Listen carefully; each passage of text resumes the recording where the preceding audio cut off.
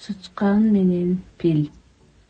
Алыскы жүңгүлүдө чоң жана күчтүү пил жашачу. Ал күчтүү жана айбаттуу, бирок кээде өзүн жалгыз жана алсыз сезчү.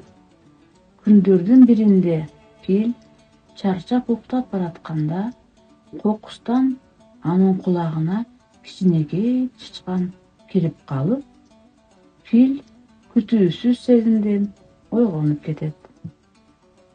Пил коркуп, мындан аркы тагдырынын кандай болору аны абдан тынчсыздандырды. Бирок кичинекей чычкан достукка бекем жана боорукер болгон. Ал пилди тынчтандырып, бул жакка жөн гана кулагы жакшы жана жылуу сезилгени үчүн келгенин айтты. Пил таң калып, кичинекей чычканды тосуп алды. Ал эң кичинекей жана эң алсыз жандыктар да достукту баалай билген жана боорукер боло аларын түшүндү.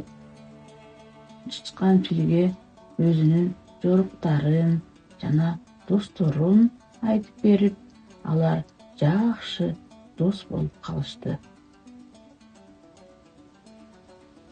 Бул мисалдын сабагы жөнөкөй. Эң кичинекей жандыктарда жардамчы жана достукта боло алышат. Башкалардын чоңдугуна жана күчтүүлүгүнө карабастан аларга боорукер жана камкор болуу маанилүү.